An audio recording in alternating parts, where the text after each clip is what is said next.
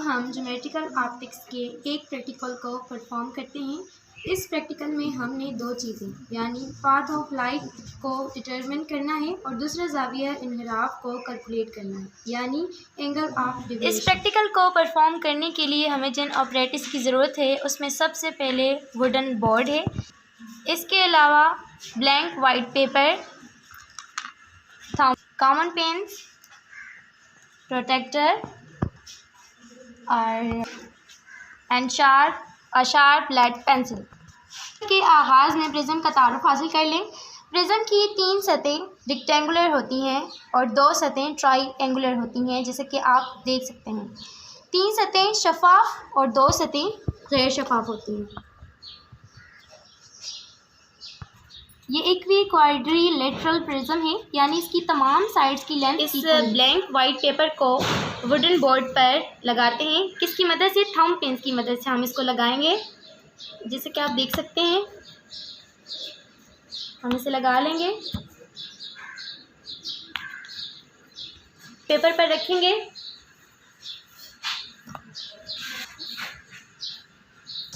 पहले स्टेप में हम प्रिज्म की ये जो बाउंड्रीज़ हैं इनको ड्रॉ करेंगे। प्रिज्म की बाउंड्री को फिरमिली पकड़कर ड्रॉ करेंगे, जैसे कि आप देख सकते हैं। मजबूती से पकड़कर इसको ड्रॉ किया हमने। ये हमने प्रिज्म की बाउंड्री लाइन ड्रॉ कर दी है, जो आपकी तरफ आपकी जो बेस साइड है उसके ऑपोजिट साइड को एंगल ऑफ प्रिज्म कहा जाएगा। और हमारे इस प्रिज्म का angle of prism typical 60 degree है। दैट्स मीन अगर हम इन कॉर्नर्स के नाम रखें, ये कॉर्नर ए, ये कॉर्नर बी और ये कॉर्नर सी, इनमें से ये जो कॉर्नर ए है इसको एंगल ऑफ प्रिज्म कहेंगे। इसको कॉर्नर ए को एंगल ऑफ प्रिज्म कहेंगे। स्टेप 2 में हमने साइड ए बी के हाफ से थोड़ा सा नीचे यहाँ पे एक पॉइंट लोकेट करेंगे। ठीक है, हम यहाँ पे कोई भी पॉइंट लोकेट कर सकते हैं। लेट्स सपोज मैंने ये कर लिया। ठीक है, अब हम इस पॉइंट पर एक परपेंडिकुलर यानी नॉर्मल ड्रॉ करेंगे जो कि साइड ए बी पर 90 डिग्री का एंगल बना रहा हो। इसका तरीका ये है कि हम इस पॉइंट को पहले नाम दे देते हैं। इसका नाम है ओ। ठीक है, यहाँ पर ओ पर कंपास को रखकर 90 डिग्री का एंगल बनाएंगे। ठीक है, हम कंपास को साइड ये जो ए बी है इस पर इस तरह रखेंगे कि ये जो कंपास की लाइन है वो बिल्कुल इसके जो साइड ए बी है इसके ऊपर आए। ये देखें इस तरह, और 90 डिग्री का एंगल ड्रॉ करेंगे।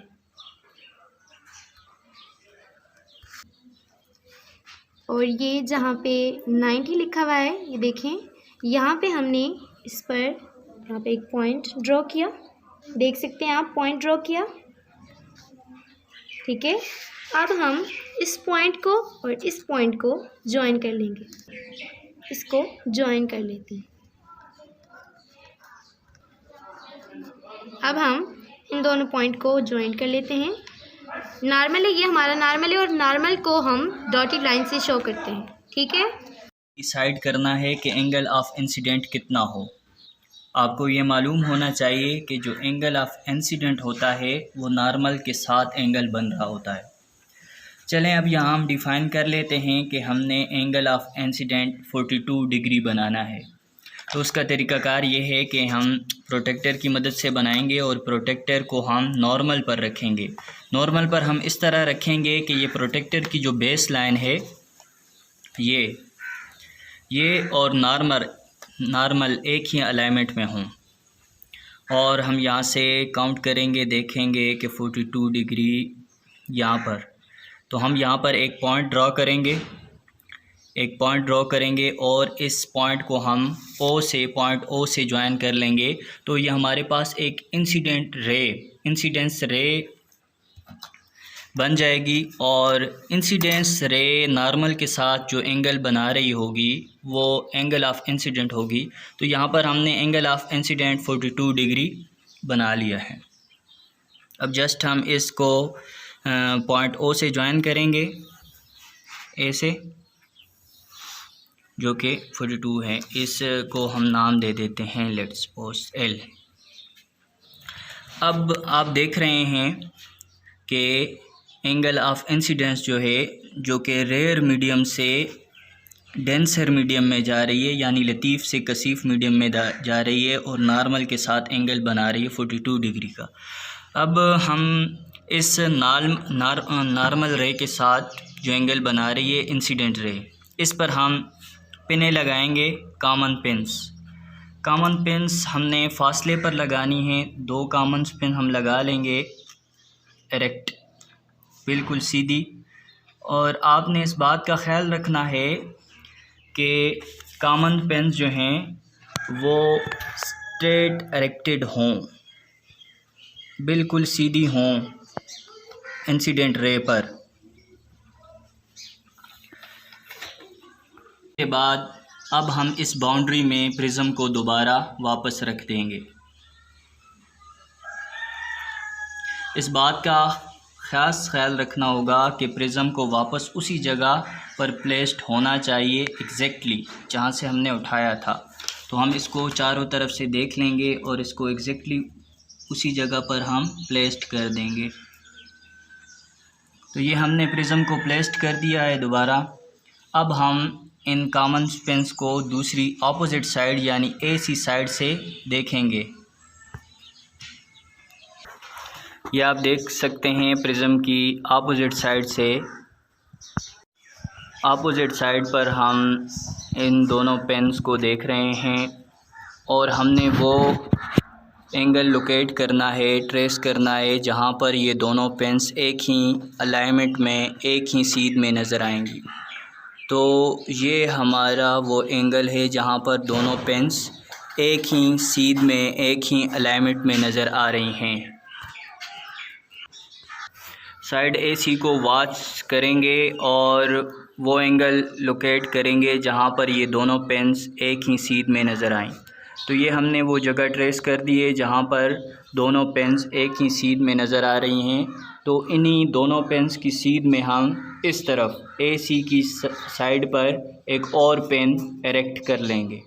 हमने एक और पेन एरेक्ट कर लिए जो कि AB साइड्स पर लगी हुई पिन के बिल्कुल अलाइनमेंट में है। AC साइड पर एक लाइन ड्रॉ करने के लिए हमें एक और पॉइंट चाहिए होगा। इसके लिए हम इसी पेन की सीध में एक और पेन एरेक्ट करेंगे, लगाएंगे बिल्कुल सीधी।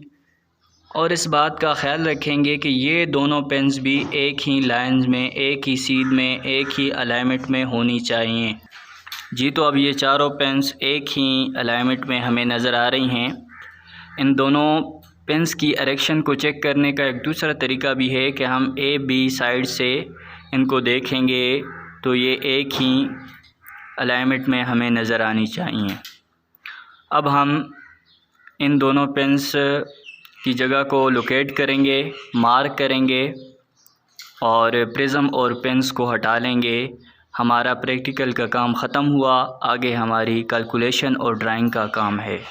ये हमने दोनों पेन्स जहाँ पर लगाई थी इनको हमने मार्क कर लिया और इनको S और T के नाम दे दिए।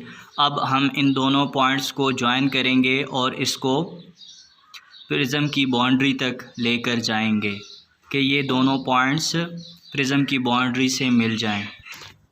इस लाइन को हम इमर्जेंट रे कहेंगे जो कि डेंसर मीडियम से निकल रही है और इस पॉइंट को हम O' का नाम दे देंगे। अब इंसिडेंट रे और इमर्जेंट रे को हम स्केल की मदद से ज्वाइन कर लेंगे।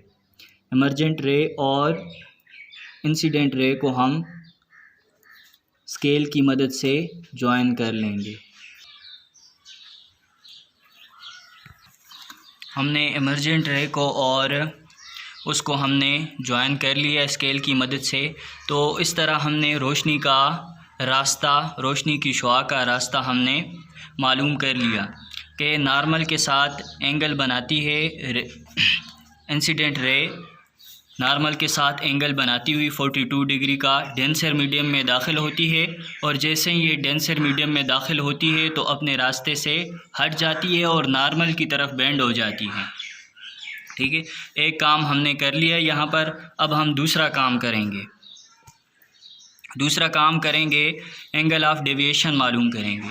एंगल ऑफ डेविएशन का मतलब ये है कि देखें ये नॉर्मल, ये जो इंसिडेंट रे है ये सफ़र करती हुई इस तरह आ रही थी, इस तरह इसका रास्ता ये होना चाहिए था, लेकिन ये चूँकि डेंसर मीडियम में दाखिल हो गई है तो रिफ्रैक्शन के कानून के मुताबिक रोशनी जब कसीफ में दाखिल होती है तो नॉर्मल की तरफ बेंड हो जाती है, और जब कसीफ से लतीफ़ मीडियम में दाखिल होती है तो नॉर्मल से परे हट जाती है। तो ये अब अपने असल रास्ते से हट गई है और नॉर्मल की तरफ बेंड हो गई है। तो अपने असल रास्ते से कितना हटी है यही हमने कैलकुलेट करना है, यही एंगल ऑफ डेविएशन होगा। डेविएट का मतलब है इनहराफ करना, अपने रास्ते से हट जाना, इनहराफ करना।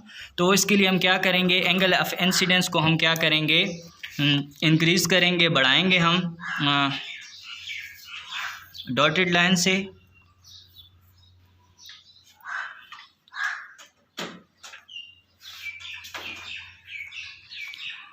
ये हमने एंगल ऑफ इंसिडेंस को डॉटेड लाइन से आगे इंक्रीज़ कर दिया, बढ़ा दिया, और ये जो इमर्जेंट रे है, इमर्जेंट रे को भी इंक्रीज़ करके इंसिडेंट रे के साथ हम ज्वाइन कर लेंगे। और अब इस एंगल को हम कैलकुलेट करेंगे, यही एंगल हमारा एंगल ऑफ डेविएशन होगा, जिसका मतलब ये है कि ये अपने रास्ते से कितना हट गई है, ये शुआ अपने रास्ते से कितना हट गई है। आप देख सकते हैं कि एंगल ऑफ इंसिडेंस जो कि इस तरह 42 डिग्री का एंगल बनाती हुई दाखिल हो रही है, तो इसको इस तरह जाना चाहिए था, लेकिन रिफ्रैक्शन की वजह से ये नॉर्मल की तरफ बेंड हो गई है। तो हमने ये मालूम करना कि कितना अपने रास्ते से हट गई है। तो इसके लिए हमने नॉर्मल इंसिडेंट रे को इंक्रीज़ किया और इमर्जेंट रे को इससे ज्वाइन कर लिया, और ये एंगल अब हम वो करेंगे, कैलकुलेट करेंगे। कैलकुलेट हम प्रोटेक्टर की मदद से करेंगे। इमर्जेंट रे पर प्रोटेक्टर को रखेंगे और इस एंगल को हम एंड वी कैन सी कि ये 40 डिग्री का एंगल यहाँ पर बन रहा है। एंगल ऑफ डेविएशन 40 डिग्री है, तो यहाँ पर लिख लेंगे angle of deviation is equal to 40 degree. यहाँ पर हमने एंगल ऑफ डेविएशन भी इसका फाइंड कर लिया है। तो हर दफ़ा इस प्रैक्टिकल को 2 दफ़ा और मज़ीद दोहराएंगे। उसमें हमने करना ये होगा कि एंगल ऑफ इंसिडेंट को ही हम हर दफ़ा चेंज करेंगे, तो एंगल ऑफ डेविएशन भी चेंज हो जाएगा। 3 मरतबा करेंगे और मुशाहदात नोट कर लेंगे। मुशाहदात में हम लिखेंगे कि एंगल ऑफ इंसिडेंट रे के खाने में हम लिखेंगे एंगल ऑफ इंसिडेंट जब हमने 42 डिग्री रखा तो एंगल ऑफ डेविएशन हमारे पास 40 डिग्री आया। दूसरा एक्सपेरिमेंट जब हमने किया उसमें हमने एंगल ऑफ इंसिडेंट 40 डिग्री रखा तो एंगल ऑफ डेविएशन हमारे पास 39 डिग्री आया। और जब हमने एंगल ऑफ डेविएशन 38 डिग्री रखा तो एंगल ऑफ इंसिडेंट 38 डिग्री रखा तो एंगल ऑफ डेविएशन 36 डिग्री हमारे पास आया, जिससे ये नतीजा ख़ज़ होता है, हम ये कंक्लूजन निकाल सकते हैं कि एंगल ऑफ इंसिडेंट को चेंज करने से एंगल ऑफ डेविएशन भी चेंज हो जाता है।